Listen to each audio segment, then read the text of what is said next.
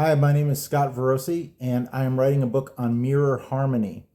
And I'm making a couple videos to introduce the concepts that are in the book and go along with a free email course that I put together. There's a link to that course in the description, and I'll just take your email and I'll let you know about the book when it comes out, and that's it. Last week we talked about symmetrical reflection, which is where you pick an axis point on the keyboard and whatever intervals you go up from there, you mirror those to go down from there as well, and then you get different structures. A single note axis, like picking a D, you would, if you went up a half step from D to E flat, your reflected version of that would be down a half step to D flat or C sharp. If you pick a two note axis, which is a symmetry pair, like E flat, E flat would become E, E would become E flat, and if you went up a half step from E to F, you would mirror that by going down a half step from E flat to D. So we built a couple structures last week. I'm going to get to the piano. I wanted to talk about what makes the approach novel. Last week I said that basically I'm trying to tie this into historical context and give examples from mostly romantic composers, Liszt and Wagner. And then I have examples from Bartók. So he's somebody who really checked out Liszt and was inspired by that stuff to do similar stuff in his music. So there's these reflections that show up, and mirror harmony accounts for a lot of them. So that's the second point, is that I think mirror harmony can be used as a grand unified theory to interpret most of the stuff we see in compositions. And also to generate material, we can use mirror harmony to get most, if not all, the sounds that we're looking for. Okay, I wanted to say one more thing about mirror harmony in terms of it being the way it's presented. So I think I'm trying to present it in a way that is like, hey, here's these really basic concepts, and they will expand out into a lot of different usable effects. And also not to make it a gimmick at all. It's not a gimmick. It's really like a holistic way to look at composition and tonal arrangement of material. Okay, let's get to the piano. This is the Mirror Harmony Cipher Disc. I introduced this last week, and it is something a buddy of mine built for me based on the idea of being able to reflect things into other things. So if we pick a symmetry center of a single note, we pair that note with itself by putting the outside disc with the inside disc, both say D. And then anything that goes up a certain number of intervals, we will see paired with that number of intervals going down. So let's pick a random one and go 1, 2, 3, half steps up to F, 1, 2, 3, half steps down to B, and you can see it right on the outsides of this. B is paired with F. B is paired with F. The other neat thing about this, just being able to look at this stuff, is, and a shortcut I talked about last week, is the second degree of scales is very important. So if I say D is my symmetry center, now it is the C major scale is the same up and down interval-wise from D. It's the same up as it is down from D. So if I go like half step, whole step, half step, whole step, whole step, whole step, half step, the same exact thing would be down, going whole step, half step, whole step, whole step, whole step, half step. I might as well mention right now, well, let's just kind of play that for a second to go.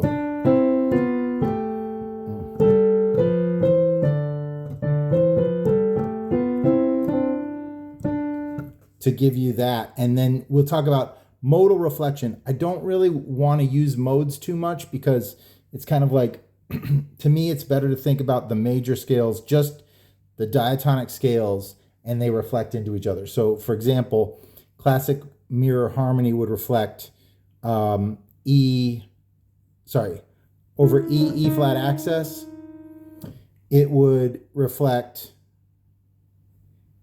C major into C minor. So you can see just the structure of half step, whole step. If I go down from E flat, half step, whole step gives me that. So I'm going, and then the next one is a whole step, half step. So what I've created is, by using this as my symmetry center, going up the exact same intervals,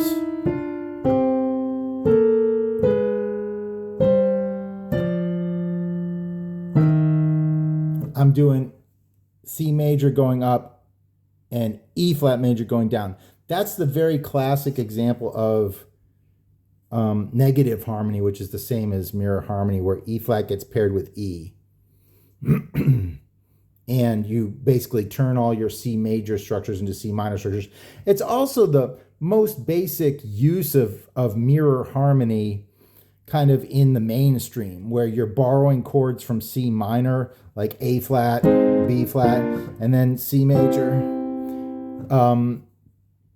That's the most, like, that's very mainstream use of negative harmony. And it's very simply, you're turning C major into C minor. Okay, moving on. I wanted to really quick, well, let's not do too much. We talked about last week the Bartók example of single note symmetry, where he's going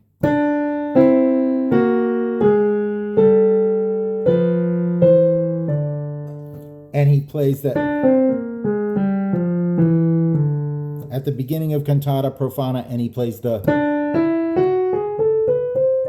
at the end of cantata profana, and they are the same structure, just mirrored, so that you get this feeling, like the opposite feeling at the end of the piece as the beginning of the piece. Then we talked about Tristan und Isolde, and I wanted to real quick redo what I messed up last week, which is, if I take these are just hand-drawn versions of orientations that you can put the cipher disc into. And my hand-drawn one last week, I said, well, the Tristan chord from Wagner's Tristan und Isolde is F, A flat, C flat, which is B, and then E flat. And what that mirrors into is the F. Okay, again, that's the F, A flat, and then B is C flat, and then E flat, mirrors into D, mirrors into F, mirrors into D, E flat mirrors into E, B, which is C flat, mirrors into A flat, and A flat mirrors into B. So you're mirroring your F, A flat, C flat, E flat into E, G sharp, B, D, which is your first two chords of your Tristan und Isolde. I'll let you look back at the first video to get that, but once again, really quick, it's just E flat, B, A flat, F, going down, and your symmetry center is E flat and E. So that same exact structure, down a third, down a minor third, up a third, minor third, minor third. It's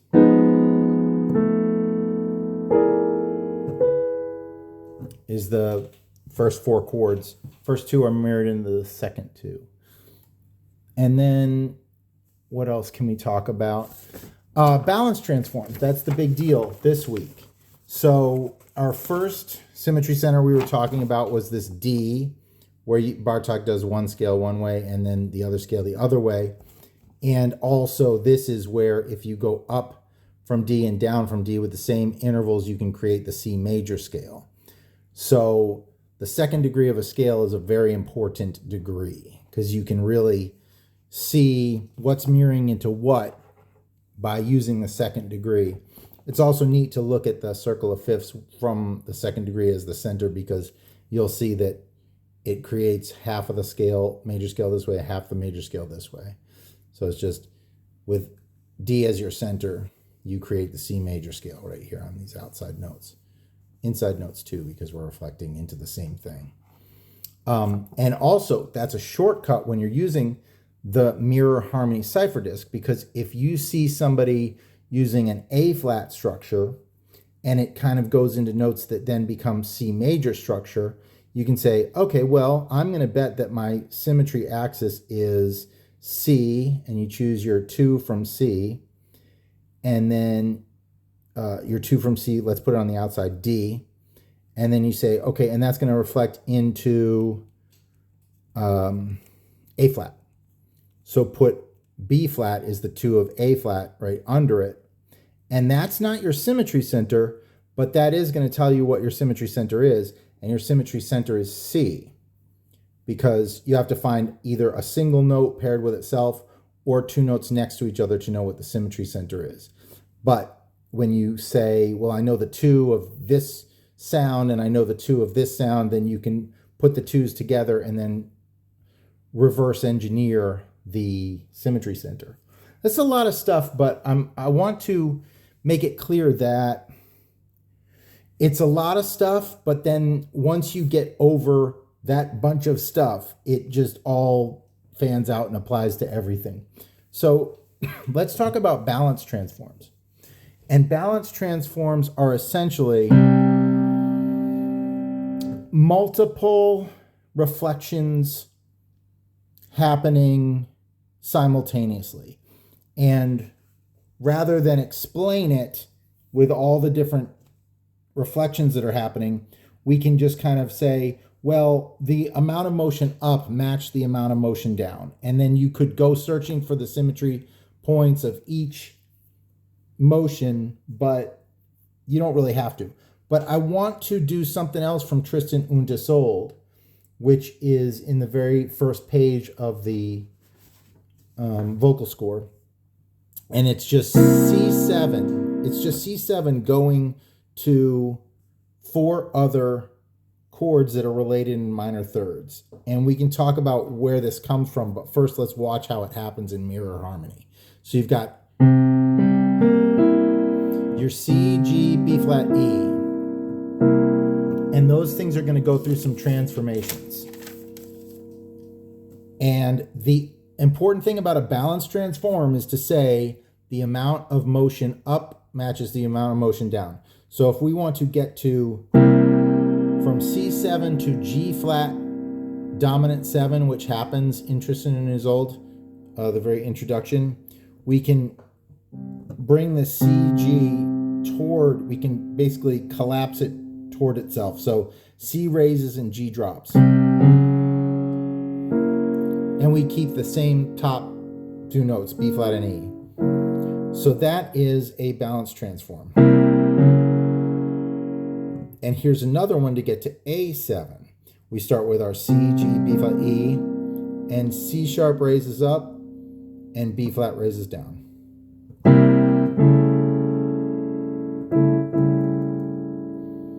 So that's 2 ways you can go. Now there's a third one where we go from C7,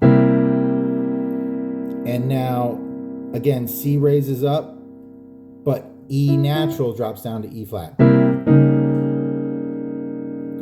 So these are the 4 different kind of faces of C7, of that tonality of the C7. It can go to G flat 7 because these collapse toward each other, or it can go from C, G, B flat, E to C sharp rises, B flat drops. So it's A dominant 7, or we can go C, G, B flat, E.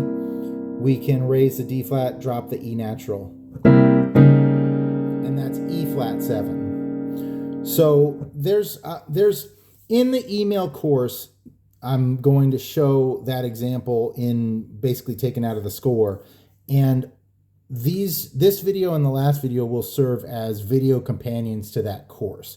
So this is kind of just so you can see it played and hear me kind of go on and on about the concepts that are involved.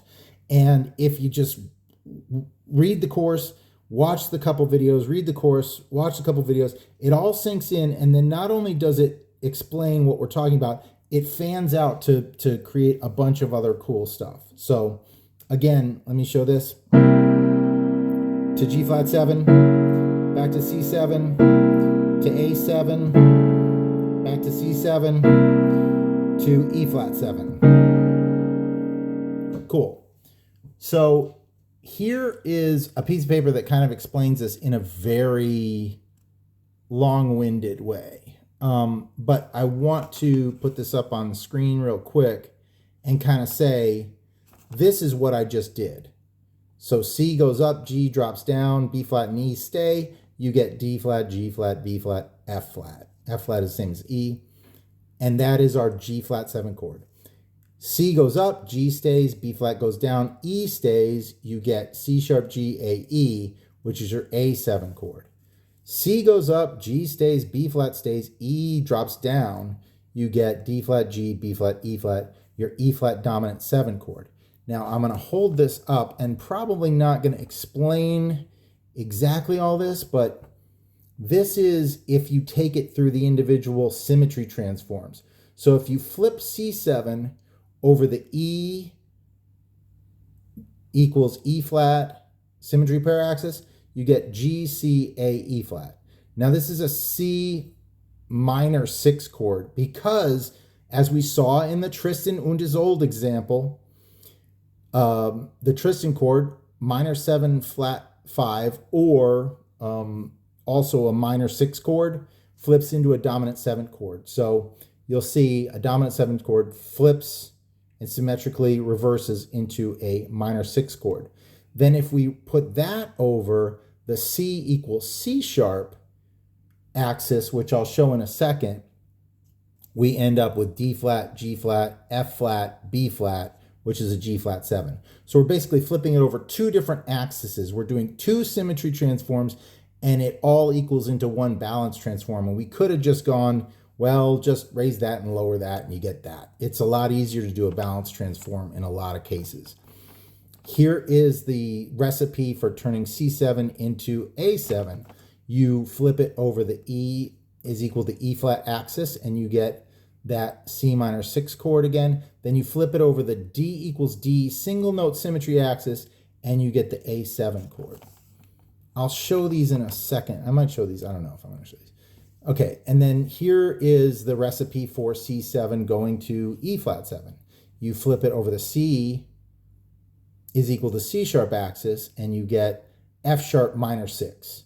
Then you flip that F sharp minor 6 over the D equals D axis, and you get E flat dominant 7.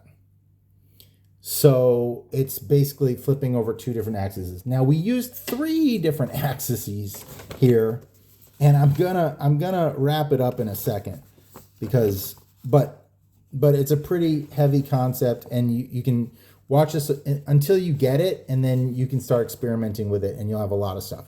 So there's your E equals E flat, and you can see that your C's and G's flip into each other, your D flats and G flats flip into each other, but your A's go to B flats, E's go to E flats, and A's go to B flats, E's go to E flats down here. What's neat is you've got 2 here, 2 here, 2 here, 2 here. These are the notes of an 8-note symmetrical diminished scale. And then you have your B flipping to A flat, your D flipping to F, your F flipping to D, and your A flat or G sharp flipping to B. So all the missing notes from that 12-note scale are in those 4 slots. So you've got that E is equal to E flat with the A, E, F sharp, C sharp, B flat, E flat, G, C, and then your other diminished chord there. And then you've got your supplemental F sharp, G, C sharp, C, B flat, E flat, C, G, A, E. I'm pointing these all out because they're the notes in that 12-note whole half diminished scale. It's 2 diminished scales, two diminished chords put together. And then you've got a third diminished chord, which is like the most opposite to those. So you create tonal structures with the 8 notes from those 2 diminished chords. And then the thing that tonicizes that really is the opposite of it, which is that B, D, A flat, F. That's the other 4 slots.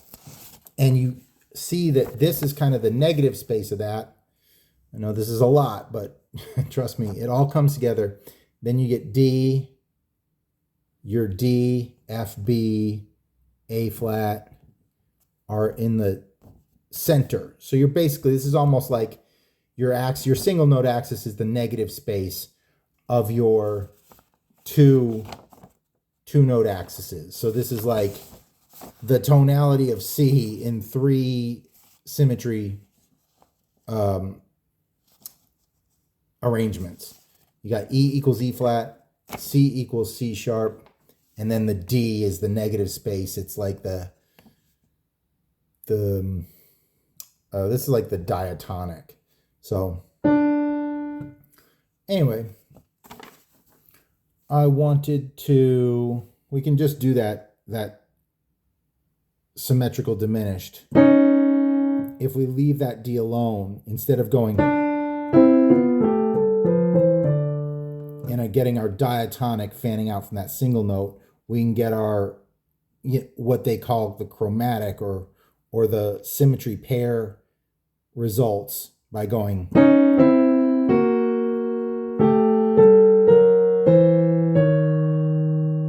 And so that's your, it's just a half step, a whole step, a half step, a whole step, a half step, a whole step, a half step. And by combining those notes, you get all of those tonalities in C, basically. You get that. That's just one, or you could go, oh, sorry. And then you can go, or all those things are just different combinations of the whole step, half step arrangement we talked about, where we went.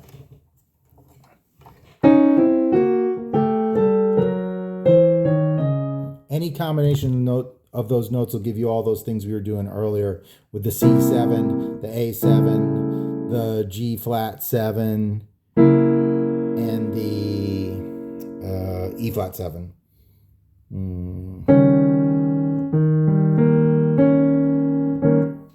So what else can we say? I wanted to say, here's how you can make your own one of these mirror harmony cipher discs. Just, I think that was a bowl, I made a circle, and then this is a roll of tape, I made a circle, and then I folded it twice so I'd have it exactly bisected, and then really did by eye those two, cut out the middle, and then I made the notes all, instead of making them all up and down this way, they all are up as you turn it, so that way you can create your own symmetry axis and say, okay, well, where's D? Let's pair D with D. Okay, and then that's the first reflection we did. And then where's E with E flat? Here's E with E flat right here. And then you get all your pairs. I think we talked about the fact that the pairs are just what's created when you go up from there. But that's something we can talk about at another time. I did want to talk really quickly about why I called this channel List Principles. And I called it List Principles because I got into this stuff through the work of Lendvai, who was a music theorist, and he focused a lot on Bartók. So I was checking out Bartók, and I followed it down to there. And then through there, I found some connections to Wagner, and then through Wagner went back to Liszt, and really was able to find these reflections in the works of Liszt. And so really think that he took the concepts of the theorist Weitzman in the 1800s and he put them into a lot of his compositions, and then a lot of people were influenced by that. So that's really what I wanted to talk about. I like this approach because it kind of arms you with the tools to access a bunch of different sounds. So like your F minor major 7 or something like that can mirror into like an F major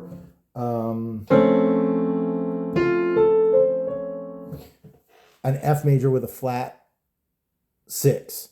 So, and those are mirror images of each other, and these things really kind of explain a lot of slash chords and more modern harmonies, and then Bartok even takes it into, he's going to play two different tonalities simultaneously and let those sounds rub up against each other for really cool dramatic effects. Anyway, my name is Scott Verosi. I really appreciate your time. And if you want to do the email course, there's a link in the description, and it will correspond with this video and the last video in terms of symmetry reflections and balance transforms. And then I'll have your email, and I'll let you know when the book is out, and we'll go from there. I appreciate it. Thanks. Bye.